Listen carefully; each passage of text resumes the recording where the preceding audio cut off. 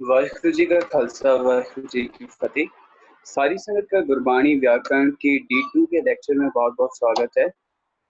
संगत जी आज जो है गुरबाणी व्याकरण के कुछ और बेसिक्स सीखेंगे। पिछले लेक्चर में जो है हम थोड़ा सा मैं रिपीट करवा देता हूँ। पिछले लेक्चर में हमने क्या सीखा था।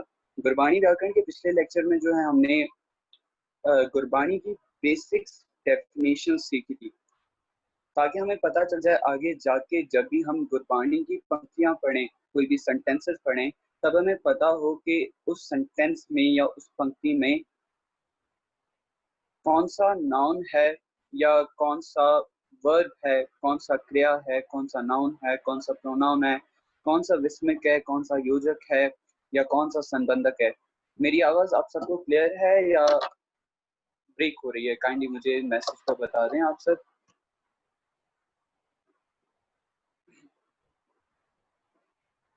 जी क्लियर है सबको।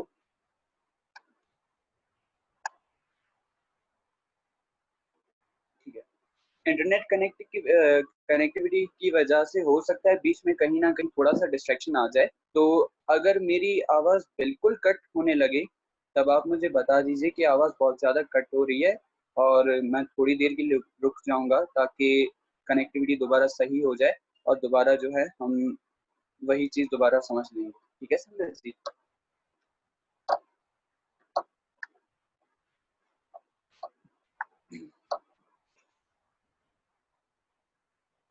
उम्मीद है कि पिछला लेक्चर सबको क्लियर होगा। आज जो है बेसिक्स के बारे में कुछ और जानेंगे, जैसे कि मुझे 1 मिनट दे दें बस।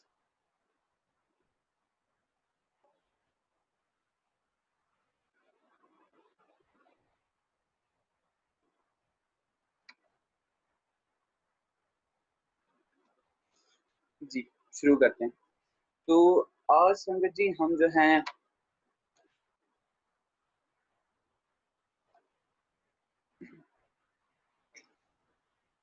आज जो है सिंगुलर, प्लूरल, मस्कुलिन और फेमिनाइन के बारे में पढ़ेंगे। जो उर्दू में हम अक्सर कहा करते हैं इनको सिंगुलर को कहा जाते हैं वाहिद, जमा, मुज़क्कर और मोनस। ठीक है। तो सिंगुलर को गुरबानी में या पंजाबी में कहा जाता है एक वचन, और प्लूरल को कहा जाता है बहुवचन। ठीक है।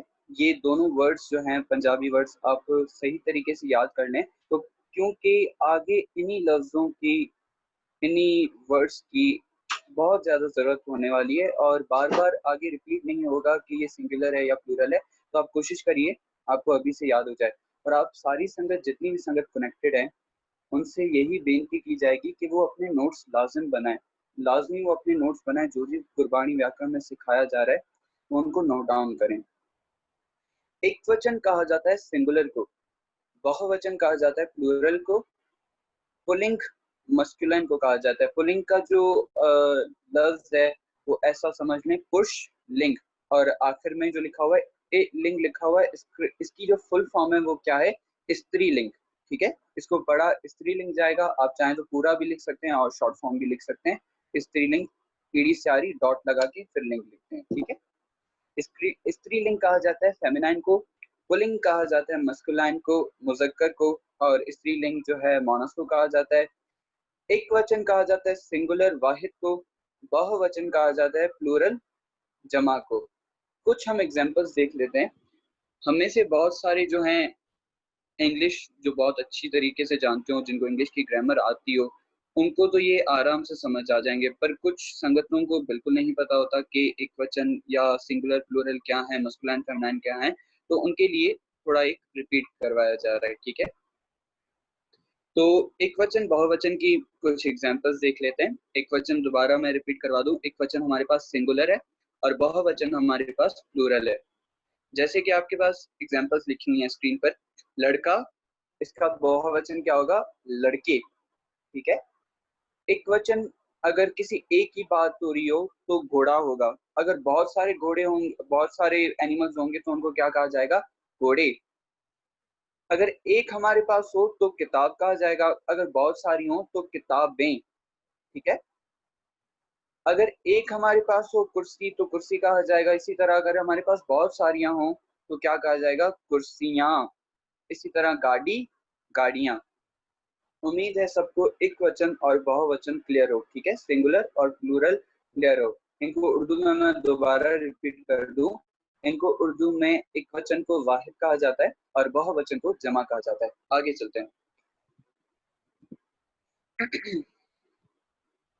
नेक्स्ट हम आ जाते हैं पुल्लिंग और स्त्रीलिंग पर, ठीक है। पुल्लिंग कहा जाता है मस्कुलाइन को और स्त्रीलिंग फेमिनाइन को, मुजक्कर और मोनस को, ठीक है। अगर पुल्लिंग हमारे पास होगा घोड़ा तो उसका स्त्रीलिंग क्या होगा, घोड़ी। अगर पुल्लिंग हमारे पास होगा चाचा तो उसका स्त्रीलिंग क्या होगा, चाची। अगर पुल्लिंग हमारे पास जन होगा, स्त्रीलिंग क्या होगा, जन। जन कहा जाता है लड़के को, जन कहा जाता है औरत को या लड़की को, फीमेल को कहा जाता है, ठीक है।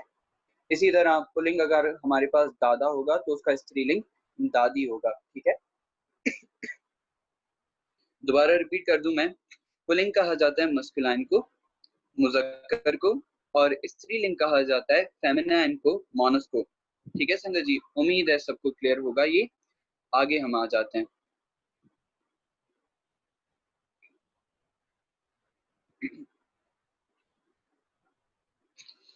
संगत जी अभी कुछ जो है ना, क्योंकि आगे चल के कल से जो हमारा कल से लेक्चर शुरू होगा ना, उसमें हम ओंकुड़ की व्याख्या पढ़ेंगे कि लफ्जों के साथ औंकड़ क्यों लगती है।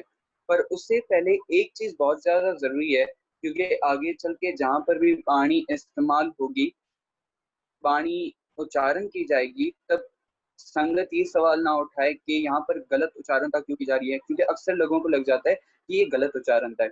तो एक उच्चारण की यहाँ पर सेध क्लियर की जाएगी आपको कि सही उच्चारणता क्या है और उसके पीछे कॉन्सेप्ट क्या है। गुरु महाराज के वक्त पर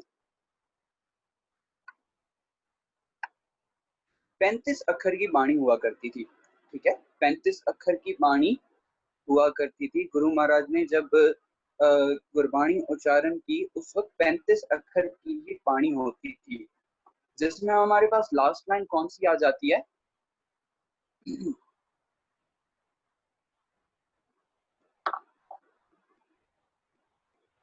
जिसमें हमारे पास लास्ट लाइन आ जाती है य, र, ल, व, ड़, ठीक है।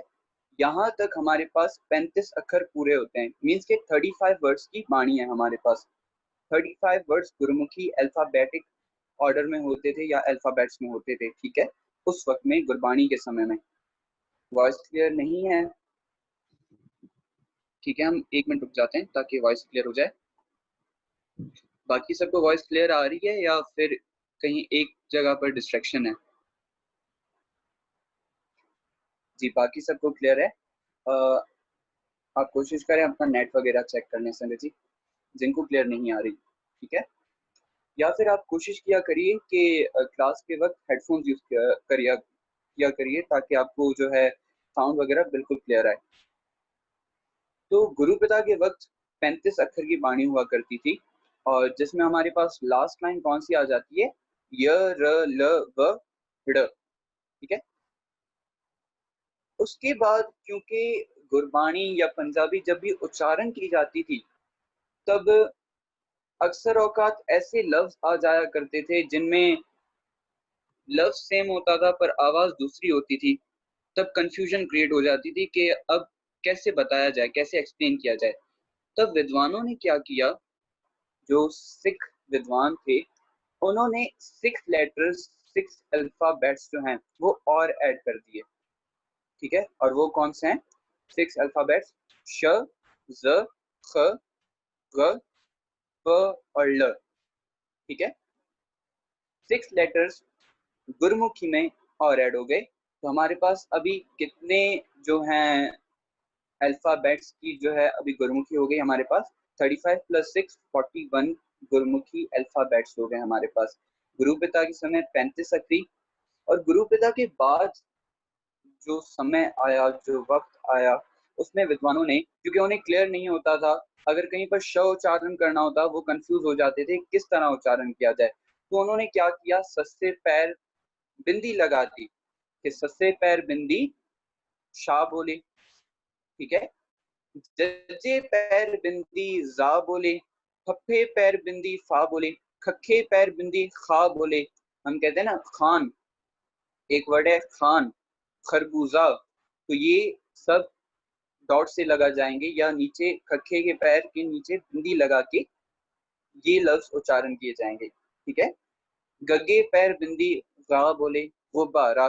ठीक है, फफे पैर बिंदी फा बोले और लल्ले पैर बिंदी ला बोले। अक्सर औकात यहाँ पर मैंने कुछ एग्जांपल्स मेंशन नहीं की हुई, मैं आपको ऐसे ही वर्बली बता देता हूँ। संजय जी आपके बहुत सवाल आ रहे हैं, मैं लेक्चर क्लियर करके आपके सारे सवालों का जवाब देता रहूंगा। ठीक है संजय जी।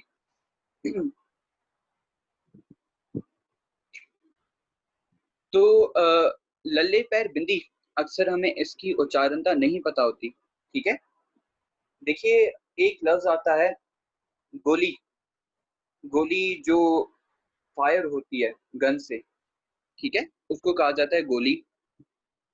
एक और गोली होती है जो हम खाते हैं, गोली, ठीक है, उसको ल को जो है ना ऊपर जुबान के साथ टच करके या फिर ऊपर वाले तले पर टच करके आवाज निकाली जाती है। तो लले पैर बिंदी की आवाज किस तरह निकलेगी, आपने अपनी जुबान को जो है ना ऊपर वाले तवे पर टच करना होगा, ठीक है, ऊपर वाले हिस्से पर टच करना होगा, तब जाके आपको ल की आवाज मिलेगी, लले पैर बिंदी की आवाज मिलेगी। उम्मीद है ये सबको क्लियर हो। मैं आपके सवाल पढ़ लेता हूँ।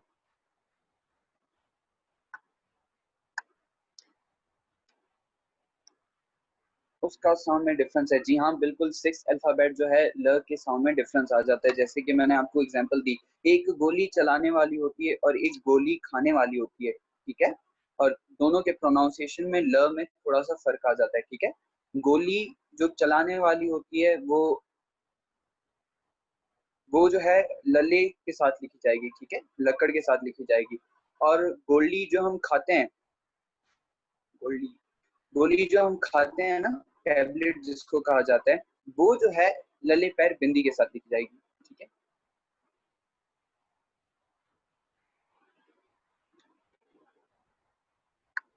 खखा लिखा हुआ है बिंदी वाला, मनीषा जी।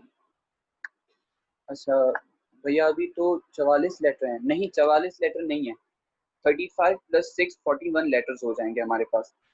35 जो हैं पहले से एडिड थे, और 6 लेटर्स श ज ख ग फ, ठीक है, ल, ये 6 लेटर्स बाद में जो हैं, 6 अल्फाबेट्स बाद में ऐड हो गए गुरमुखी में।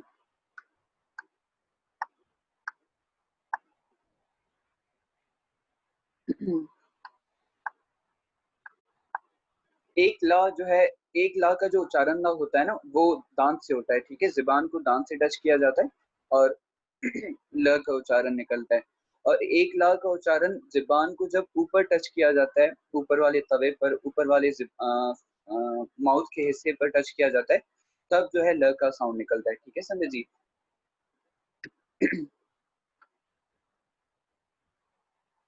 जी हाँ, उर्दू में एक होता है, पर गुरबानी में विद्वानों ने जो है पंजाबी में एक लेटर बाद में ऐड कर दिया।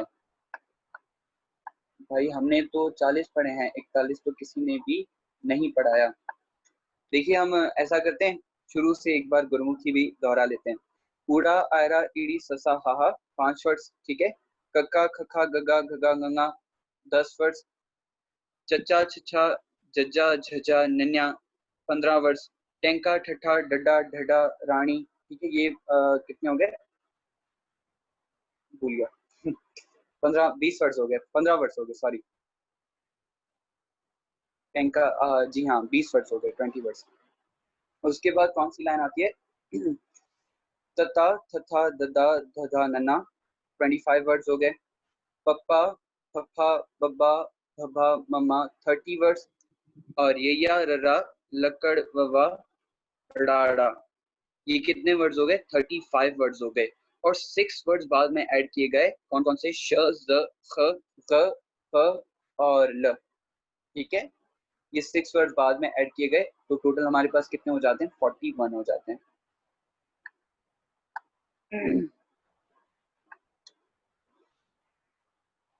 44 कौन से हैं, मुझे भी बता दें, 3 वर्ड्स। जी हाँ, काफी तर जो सिंधी बालबोत है ना, उनमें जो है ना काफी वर्ड्स एक्स्ट्रा भी ऐड किए गए हैं। पर ज्यादातर वर्ड्स हैं नहीं, यही 6 वर्ड्स हैं जो एज अ पंजाबी में एक्यूरेट से ऐड हुए हैं। ठीक है, काफी तरह सिंधी बालबुक में एक्स्ट्रा वर्ड्स हमें मिल जाते हैं। लास्ट वर्ड की मेरे पास एक एग्जांपल यही पड़ी हुई थी और कोई याद नहीं आ रही अभी। एक तो हम गोली चलाने वाली होती है, एक गोली खाने वाली होती है। ठीक है, जब हम गोली चलाने वाली का उच्चारण करते हैं तो ल को जुबान उस पर दांत पर टच करते हैं हम। ठीक है, और जब हम गोली खाने वाली की बात करते हैं उसको जो है हम अ, ल को अपने ऊपर वाले हिस्से पर टच करते हैं, तवे पर टच करते हैं, गोली खाने वाली के जब उच्चारण करनी होती है। ठीक है, टेबलेट का जब उच्चारण करना होता है। जो भी और ज्यादातर एग्जांपल्स मुझे याद नहीं है, बहुत ही कम ये लफ्ज जो है इस्तेमाल होता है। मैं आपको थोड़ी देर में कुछ और इसके एग्जांपल्स दे दूंगा। आगे चलते हैं। तो जैसे कि मैंने आपको बताया कि विद्वान कंफ्यूज हो जाया करते थे कि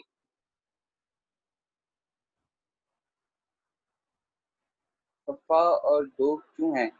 देखिए, एक फफा है हमारे पास गुरमुखी में, और दूसरा जब फफे पैर बिंदी लग जाता है तब वो फफा हो जाता है। ठीक है, आगे चलते हैं संगत जी। अभी गुरबाणी की बात करते हैं। गुरबाणी में जब भी शेर आएगा, देखिए हमें ये तो पता चल गया कि गुरु पिता के वक्त 35 अक्षर की बाणी होती थी। 6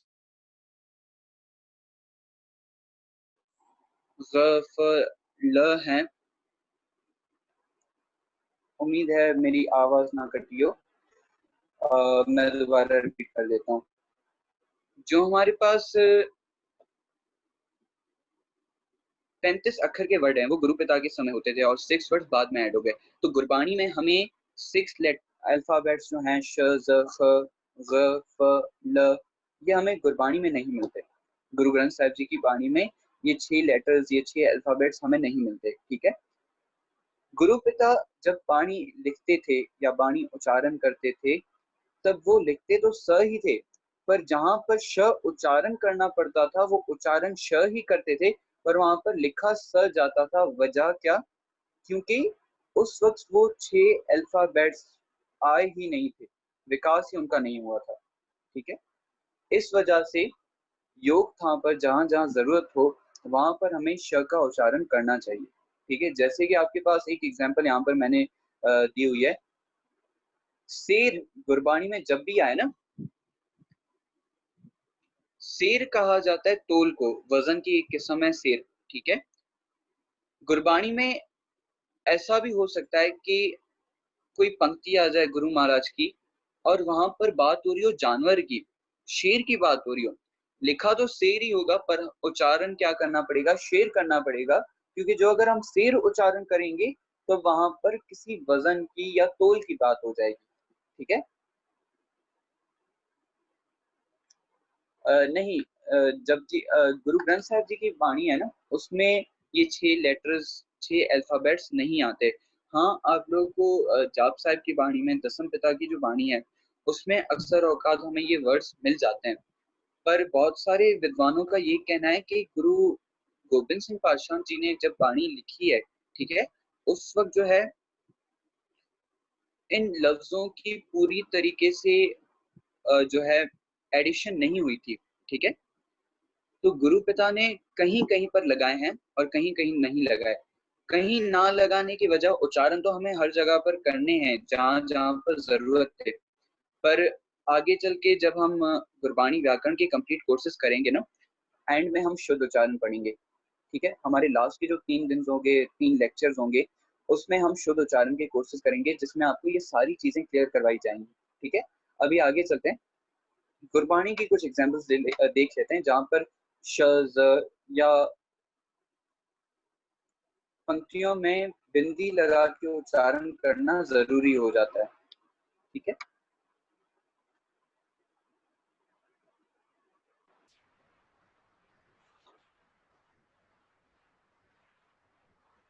जैसे कि गुरु महाराज की एक पंक्ति आती है, चंगियाई आलक करे बुरियाई होए। अभी यहाँ पर अगर हम शेर उच्चारण कर दें, शेर का मतलब तो वजन हो जाता है। हम लोग पंक्ति के अर्थ भी करते हैं। चंगियाई आलक करे, आलक कहा जाता है आलस को, ठीक है। आलसी या सुस्ती को आलक कहा जाता है, ठीक है। अच्छे कर्म करते वक्त या चंगियाई करते वक्त हम लोग आलस करते हैं, और बुराई करते वक्त वजन करते हैं। गुरु महाराज ऐसा कहेंगे? नहीं। शेर क्या है? गलत उच्चारण है। यहाँ पर क्या उच्चारण करना पड़ेगा? बुराई होए शेर। मीन्स के बुराई करते वक्त हम हिम्मत वाले हो जाते हैं या बहादुर हो जाते हैं, हम शेर बन जाते हैं बुराई करते वक्त, एकदम से बुराई की तरफ भागते हुए चले जाते हैं। बुराई करते वक्त गुरु महाराज कहते हैं कि बुराई करते वक्त हम में आलस नहीं जागती, ठीक है। तो यहाँ पर क्या उच्चारण करना पड़ेगा? बुराई होए शेर। इसी तरह एक और एग्जांपल दे देता हूँ। मेरी तरफ से वॉल्यूम इंक्रीज है, कोशिश करें मीत कुमार जी आप जो है हेडफोन्स यूज करें ताकि आपको वॉइस क्लियर हो जाए। यहाँ से वॉइस वगैरह बिल्कुल तेज की हुई है। माइक फुली जो है, माइक का साउंड फुली ओपन किया गया, ठीक है। गुरु महाराज की एक और एग्जाम्पल की तरफ आ जाते हैं, एक और पंक्ति की तरफ आ जाते हैं, जहाँ पर गुरुपिता फरमान करें, अद शेर मांगाओ दाले, ठीक है। यहाँ पर क्या उच्चारण करना पड़ेगा? यहाँ पर वजन की, तोल की बात हो रही है कि आधा किलो शेर वजन को, तोल को कहा जाता है।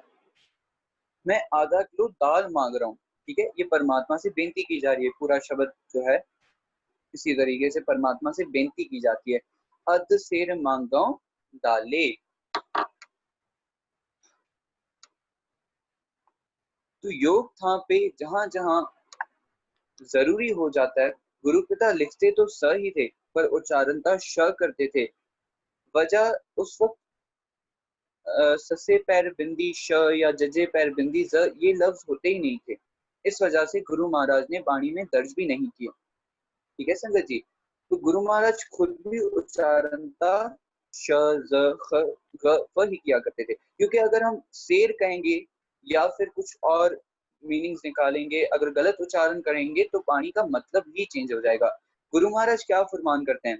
गुरु महाराज कहते हैं, अकली साहिब सेवी है, अकली पाई है मान, अकली पढ़का है बुझी है। कि अगर हमने बाणी भी पढ़नी है तो उसको बुझ के, समझ के, अकल पूरी तरीके से इस्तेमाल करके तब हमने बाणी को पढ़ना है। मैं कुछ और एग्जांपल्स भी दे देता हूँ, आपके सवाल पढ़ लूँ, क्वेश्चंस पढ़ लूँ जो आपने किए हुए हैं।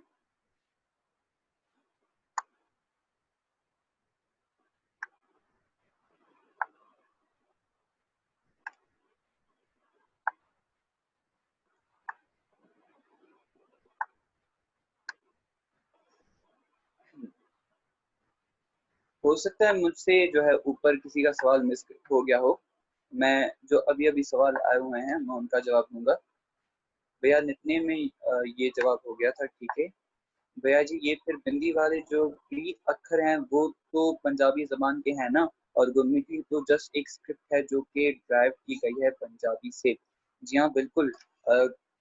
गुरमुखी पहले ड्राइव हुई है, पंजाबी बाद में। गुरमुखी से पंजाबी ड्राइव हुई है, ठीक है।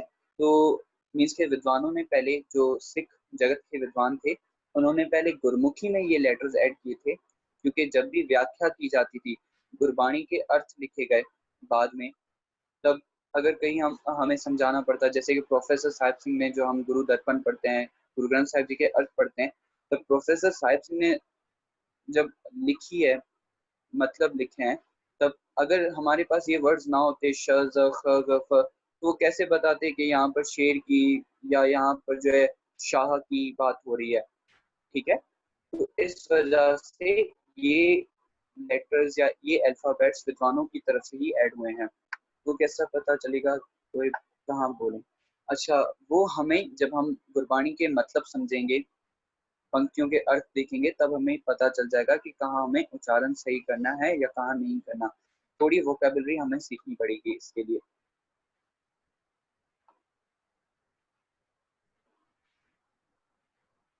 मैं आपको कुछ और पंक्ति के उदाहरण दे देता हूँ, आप खुद ही जान जाएंगे कि यहाँ पर क्या उच्चारण करना है।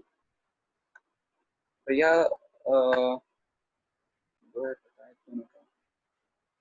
का भी दो हैं, का दो नहीं है, का एक ही है। ख दो होते हैं, ठीक है, एक ख होता है, एक ख होता है।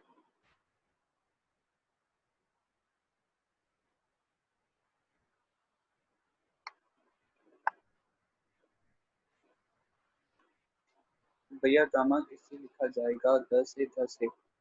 ड्रामा आपने जो दोनों लिखे हैं वो इन दोनों से नहीं लिखा जाएगा। एक आता है हमारे पास जो हमारे पास फर्स्ट लाइन आ जाती है ना, टैंका ठट्ठा डड्डा, ड से ड्रामा लिखा जाएगा। वैसे ये बेसिक चीजें हैं। चलें, एक और सवाल आया हुआ है, भैया प्लीज इस लेक्चर को यूट्यूब पे अपलोड जरूर कीजिएगा, बिकॉज बीच बीच में पुअर कनेक्शन की वजह से लेक्चर का कुछ पार्ट मिस हो जाता है। जी हाँ, लेक्चर रिकॉर्ड भी हो रहा है और यूट्यूब पर भी अपलोड हो जाएगा। ठीक है, तो आगे चलते हैं संगत जी। कुछ और मैं उदाहरण दे देता हूँ, ठीक है।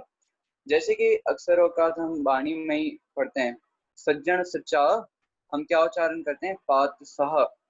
पातशाह गलत उच्चारण हो गया। बात हम बादशाह की करें, बादशाह की करें, पर उच्चारण था पातशाह कर रहे हैं, तो क्या हो जाएगा? वो गलत उच्चारण हो जाएगा। वहां पर उच्चारण था क्या करनी पड़ेगी? सज्जन सच्चा पातशाह, फिर शाह देश शाह, ठीक है। हाय की अंकुर भी उच्चारण नहीं की जाएगी, वो हम आगे चल के पढ़ेंगे क्यों उच्चारण नहीं की जाएगी, ठीक है। आहिस्ता आहिस्ता करके ये सारे जो है टॉपिक्स आपको क्लियर होते जाएंगे। सज्जन सच्चा पातशाह, फिर शाह देश शाह, जिस पास बैठिया सोई है सबना दा वेसा, ठीक है।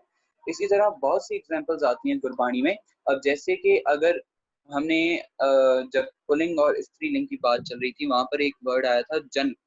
गुरबाणी में बहुत बार हम देखते हैं जन का लफ्ज इस्तेमाल होता है। हर के जन सतगुर सतपुरखा बनाओ कराओ गुर पास, ठीक है। जन यहाँ पर आदमी की बात हो रही है या प्यारे की या सेवक की बात हो रही है।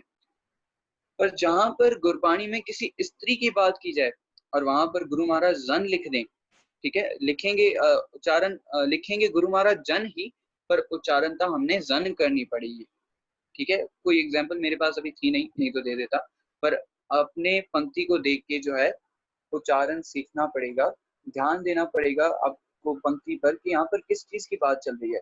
औरत की बात चल रही है, अगर औरत की बात चल रही होगी तो उच्चारणता क्या होगी? जन। जैसे कि हम पहली पंक्ति गुरु महाराज की जब पहली पौड़ी पढ़ते हैं जपजी साहिब की, तब उसमें एक पंक्ति आती है, हम लोग अक्सर औकात क्या उच्चारण करते हैं? हुक्म रजाई चलना। रजाई गलत हो जाएगा, क्यों? क्योंकि रजाई कहा जाता है जो हम कंबल ओढ़ते हैं पंजाबी में, ठीक है।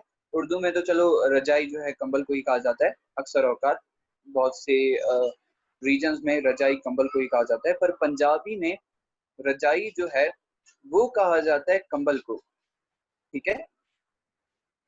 और रजाई कहा जाता है रजा में चलने वाले को, ठीक है। तब वहां पर भी हमें क्या उच्चारणता करनी पड़ेगी? हुक्म रजाई चलना, नानक लिखिया नाल। जी।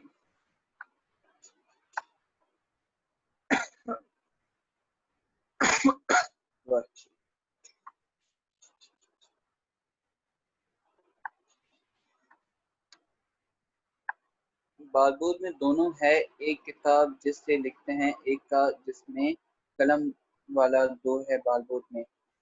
मुझे आपका समझ नहीं आया, यहाँ पर नाम नहीं लिखा हुआ, गैलेक्सी A30 मोबाइल का नाम लिखा हुआ है, तो इस वजह से आपसे जो है बेनती भी की गई थी पहले भी कि आप कोशिश करें यहाँ पर अपने नाम मेंशन कर दें ताकि आपको पुकारा जा सके। अच्छा, ढ से ड्रामा आएगा, ओके। नहीं, ढ से ड्रामा नहीं आएगा, ड्रामा जो है इससे पहले जो वर्ड आ जाता है ड, टेंका ठट्ठा गड्ढा, ड, ठीक है, उससे जो है ड्रामा उच्चारण किया जाएगा। रिपीट कर दें ये पंक्ति, कौन सी वाली पंक्ति में रिपीट कर दूं, काइंडली बता दें। भैया हमें कैसे पता चलेगा जन पड़ा है या जन? हमें इतनी वोकैब्युलरी तो नहीं पता। देखिए जहां पर जन की बात होगी ना, तो गुरु पिता सेंटेंस केस हमें देखना पड़ेगा, पूरे सेंटेंस का केस। जहां पर जन की बात होती है वहां पर गुरु महाराज का या इस तरीके से वर्ड्स लगाएंगे, ठीक है। हमें पता चल जाएगा यहाँ पर किसी लड़के की या सेवक की बात हो रही है, ठीक है। अगर पंक्ति में गुरु महाराज किसी लड़की की बात कर रहे हो या जन की या औरत की बात कर रहे हो, ठीक है, तो गुरु महाराज पंक्ति में हमें कुछ ऐसी उदाहरण दे देंगे ठीक है, जिससे हमें पता चल जाएगा कि गुरु महाराज यहाँ पर किसी औरत की बात कर रहे हैं।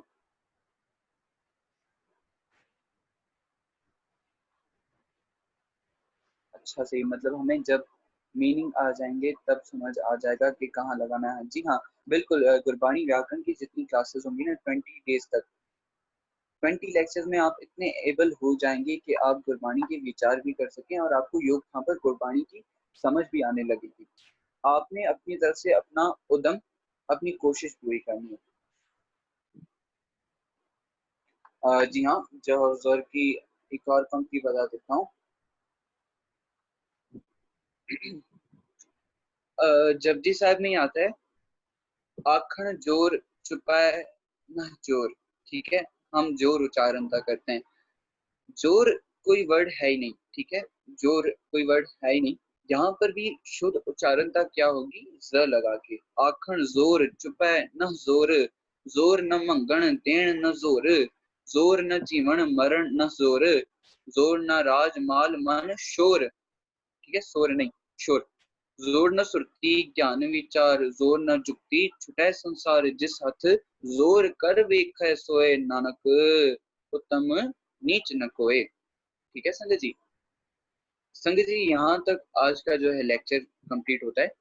कल से जो है हम गुरबाणी के अंकुर की व्याख्या शुरू करेंगे।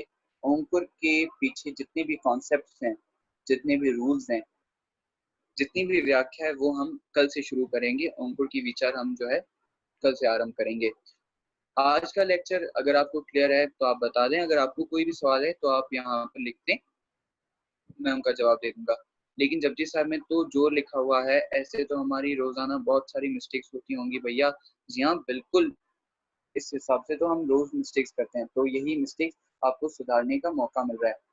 तो हाँ, जपजी साहब में जैसे कि मैंने पहले बता दिया कि गुरुपिता के समय 35 अक्षर की बाणी हुआ करती थी। इस वजह से जो है लिखा तो ज ही होगा, पर योग यहाँ पे सही जगह पे हमने ज का उच्चारण करना होगा। जहाँ पर ज लिखा हुआ है वहां पर ज ही उच्चारण ठीक है। जैसे जन, अगर लड़की की बात हो रही हो तो जन उच्चारण था बिल्कुल ठीक है, पर अगर औरत की बात हो रही हो तो वहां पर हमें जन की उच्चारणता करनी पड़ेगी। जी हाँ, कल क्लास बिल्कुल होगी और अपडेट आपको ग्रुप पर आ जाएगी। फिर भैया हम पढ़ेंगे संगत में, तब फिर वो हमें गलत है। देखिए, गुरबाणी व्याकरण जो है ना, काफी जगह पर मैंने पूछा था, काफी शहरों में पूछा था कि क्या यहाँ पर गुरबाणी व्याकरण कोई सिखाता है। तो गुरबाणी व्याकरण पाकिस्तान में शायद अभी तक आई ही नहीं थी, शायद किसी ने पढ़ी नहीं थी। हो सकता है किन्होंने पढ़ी हो, पर वो बाहर कभी आई ही ना हो, उन्होंने सही उच्चारणता कभी की ही ना हो सकता है। ठीक है, तो गुरबाणी व्याकरण मेरे ख्याल से जो है पाकिस्तान में पहली बार ही सिखाई जा रही है। तो आपने किसी को फोर्स नहीं करना, या आपने किसी को जो है ये नहीं कहना कि हमें सही उच्चारणता पता चलती है तो यही उच्चारणता होगी। नहीं, आपने बेनती करनी है उनसे कि गुरबाणी व्याकरण अनुसार, ठीक है, गुरबाणी व्याकरण अनुसार गुरबाणी की इस तरीके से उच्चारणता होती है।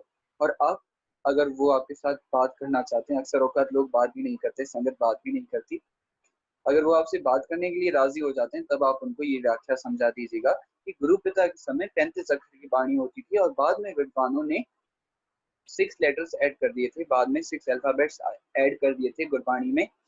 तो गुरु पिता उच्चारण जहां पर जरूरत होती थी वहां पर श और ज ही उच्चारण करते थे, पर लिखा तब स या ज लिखा जाता था, क्योंकि उस वक्त की लेटर्स मौजूद ही नहीं थे। फिर भैया हम पढ़ेंगे संगत में, तब फिर वो हमें गलत, अच्छा ये सवाल हो गया, रिपीट कर दें जपजी साहब वाली पंक्ति। जपजी साहब वाली पहली पंक्ति मेरे ख्याल से आप दिलीप कुमार पाठ करें। हुकुम रजाई चलना, ठीक है, सही उच्चारणता होगी रजाई। अगर हम रजाई कहेंगे, रजाई का मतलब हो जाता है कंबल, ठीक है, सही उच्चारणता होगी रजाई। तो ऑलमोस्ट सब पंक्ति भी सेम ही प्रोनाउंस करते हैं, ऐसे पाठ वगैरह सुनते हैं। करण जी, आपका सवाल मुझे समझ नहीं आया, दोबारा सही तरीके से क्वेश्चन क्लियर कर दें।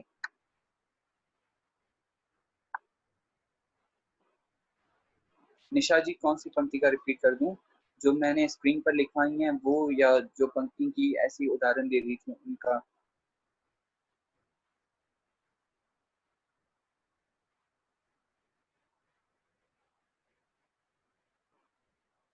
मीत कुमार जी, इसकी व्याख्या मैंने, आपने जो सवाल लिखा है जा लिखा है तो जा क्यों पढ़े, इसकी व्याख्या पहले ही बता दी। आप शायद थोड़ी लेट कनेक्ट हुए हैं।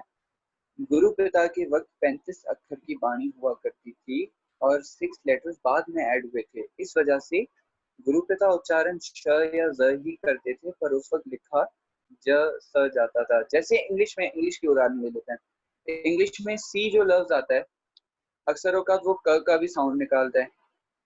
अभी वहां पर तो हम क का साउंड निकाल देते हैं। क्यों निकाल देते हैं? क्योंकि हमें पता होता है, ग्रामर का पता होता है, हमें वोकेबलरी का पता होता है, हमें समझ होती है कि इस लफ्ज का मतलब क्या है। उस लफ्ज का जो मतलब निकलता है, उसी मतलब के हिसाब से हम इंग्लिश के वर्ड्स की उच्चारणता करते हैं। ठीक है, वैसे ही गुरुमुखी में किया जाएगा या गुरबानी में किया जाएगा।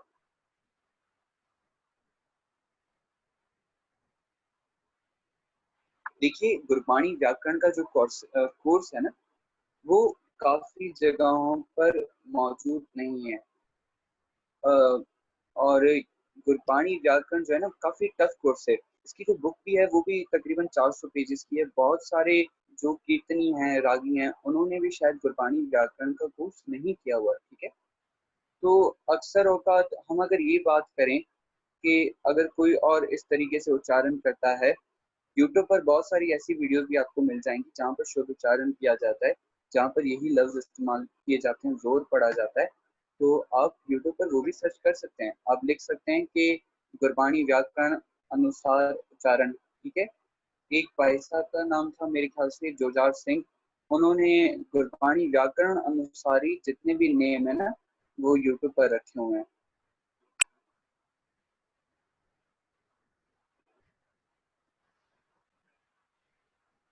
काफी न्यू सीखा है इसमें, हम अपनी मिस्टेक्स को सही करेंगे। ठीक है, बहुत शुक्रिया भैया जी। ये सारे पैर बिंदी वाले जो भी अक्षर हैं वो पंजाबी जबान के हैं, और गुरमुखी तो सिर्फ स्क्रिप्ट है ना, जो पंजाबी जबान से डिराइव की गई है। और पंजाबी जबान तो गुरु पिता के समय भी थी, तो फिर कैसे उन्होंने पैर बिंदी वाले अक्षर नहीं मौजूद थे?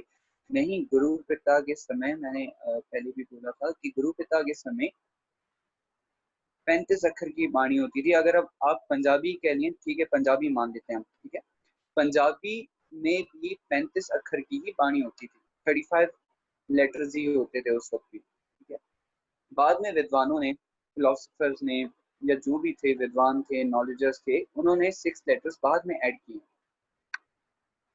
भैया, हम अनजाने में ऐसे कई सारे अल्फाज सही ना नहीं पढ़ते हैं क्या? इस चौथे में हम जब तक क्लास चलेंगे हम उच्चारण सही से सीख जाएंगे।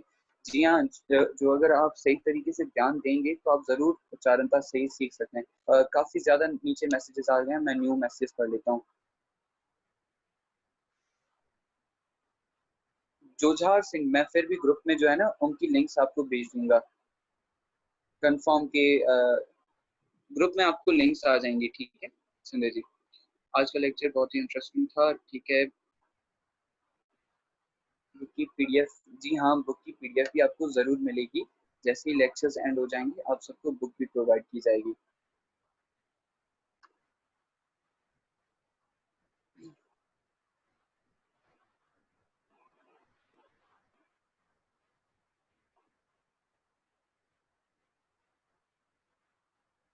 जी हाँ, संत मस्किन सिंह के जी की बात भी आ गई है यहाँ पर। संत मस्किन सिंह भी जोर उच्चारण करते थे। देखिए, संत मस्किन सिंह की जब डेथ होने वाली थी ना, उन्होंने तब जो है शुद्ध उच्चारण के बारे में व्याख्या की थी। संत मस्किन सिंह जी ने भी शुद्ध उच्चारण के ऊपर एक बुक लिखी हुई है। वो भी मैं जो है आपको उसकी लिंक भी प्रोवाइड कर दूंगा, और वो बुक भी आपको जो है ग्रुप में आ जाएगी। वो आप वहां से उच्चारणता की सेव देख सकते हैं। वैसे एक और बात संगत जी, ये गुरबानी व्याख्या जो आपको पढ़ाई जा रही है, जो भी नॉलेज दी जा रही है आपको, ये बुक से कंडक्ट करके, जो विद्वान हैं उनसे लेक्चर्स लेके तभी आपको आगे कंडक्ट की जा रही है। गुरबानी व्याकरण, मैं माफी चाहूंगा, गुरबानी व्याकरण मैंने नहीं बनाई। ठीक है, प्रोफेसर साहिब सिंह जिनके हम गुरबानी अर्थ देखते हैं। जब भी हम गुरबानी सर्चर खोलते हैं, आय ग्रंथ खोलते हैं, उसमें ज्यादातर जो अर्थ है ना वो प्रोफेसर साहिब सिंह के ही हैं और गुरबानी व्याकरण उन्हीं से ड्राइव हुई है। ठीक है, तो ज्यादातर उच्चारणता के स्केल भी उन्हीं की तरफ से आए हैं। फिर शुद्धोच्चारण पर भी बहुत से विद्वानों ने बुक्स लिखी हैं। आगे चल के हम बिंदी और अदब की भी उच्चारणता सीखेंगे। ये सारी चीजें आपको आहिस्ता आहिस्ता सिखाई जाएंगी। ठीक है संजय जी, आज के लिए कोई भी होमवर्क तो नहीं है, पर कल से जब हम अंकुर की व्याख्या शुरू करेंगे, कल से आपको होमवर्क जरूर मिलेगा। ठीक है संजय जी, मैं कॉल यहाँ पर एंड कर देता हूँ जी। सवाल खत्म नहीं हो रहे। अच्छा संजय जी, अभी टाइप कर दें जिनको कोई भी चीज क्लियर नहीं हुई, वो दोबारा टाइप कर दें, क्योंकि काफी सारे मैसेजेस आ गए थे। अभी मुझे पता नहीं चल रहा कौन सा मैं पढूं। आप अभी दोबारा टाइप कर दें, मैं आपके क्वेश्चन पर ध्यान देता हूँ।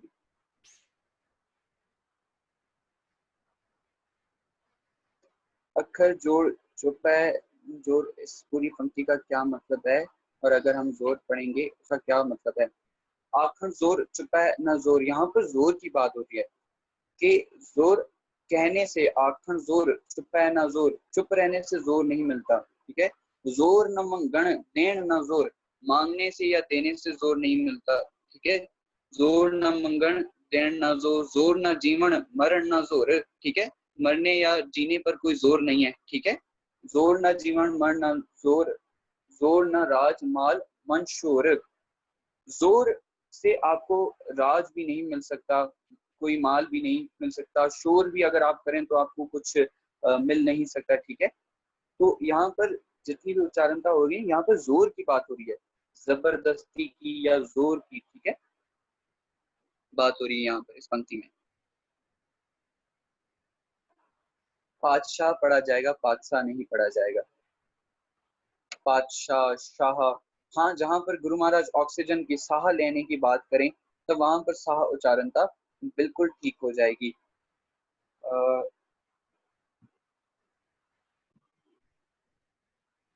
जोर की मीनिंग हम कह सकते हैं जबरदस्ती या फोर्सफुली।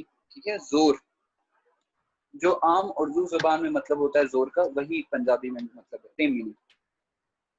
जी हाँ, पावर, ताकत, बिल्कुल।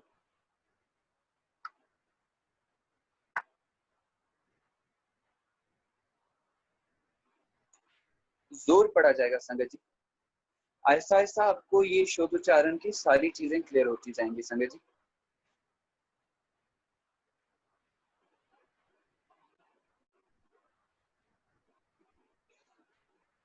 अमर कुमार जी, हमने जो है गुरबानी के वोकेबलरी के अर्थ जाने होंगे, मतलब जानने होंगे। ठीक है, पंक्ति को देखना होगा कि गुरु महाराज किस चीज की बात कर रहे हैं। गुरु महाराज जन की बात कर रहे हैं, जन की बात कर रहे हैं, रजाई की बात कर रहे हैं या रजाई की बात कर रहे हैं, शाह की बात कर रहे हैं या साह की बात कर रहे हैं, शेर की बात कर रहे हैं या शेर की बात कर रहे हैं। तो पंक्ति को देख के हमें उच्चारणता सही करनी पड़ेगी अपनी।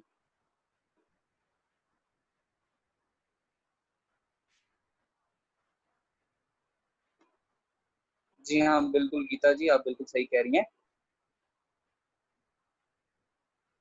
जजा शशा उसी वक्त पढ़ने चाहिए जहां पर जरूरत हो।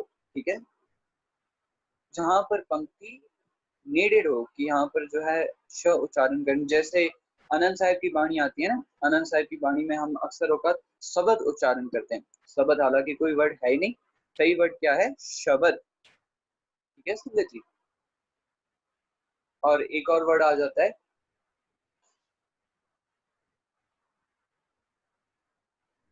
शांत। सस्से कना टीपी और तत्ते जब लिखा होता है ना, तत्ते सारी आई थिंक लिखा होता है गुरबाणी में, आनंद साहिब में। शांत, उसका भी उच्चारण था शांत होगा। ठीक है, शांत नहीं होगा। जी हाँ, आपको जो है लता जी, आपको स्लाइड्स जो है सारी जो है ग्रुप में मिल जाएंगी। और संगत जी, अभी भी यहाँ पर आज भी 70 संगत एडेड हुई थी। कुछ संगतों की और भी जगह है, वो चाहें तो गुरबाणी व्याकरण में ऐड हो सकते हैं। और जिन्होंने गुरबाणी व्याकरण की क्लास आज ली है, अटेंड की है, ग्रुप दोबारा ओपन किया जाएगा। आप सबसे बेनती है कि आप दोबारा ग्रुप में मैसेज कर दें कि मैंने क्लास अटेंड की थी या I have attended the class. ठीक है संजय जी, इस तरीके से आपकी अटेंडेंस भी लग जाएगी।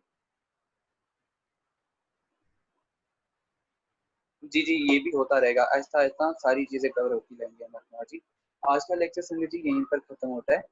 इतनी सिवा परवान भूल चुकी बार बार माफी, वाहिगुरु जी का खालसा वाहिगुरु जी की फतेह।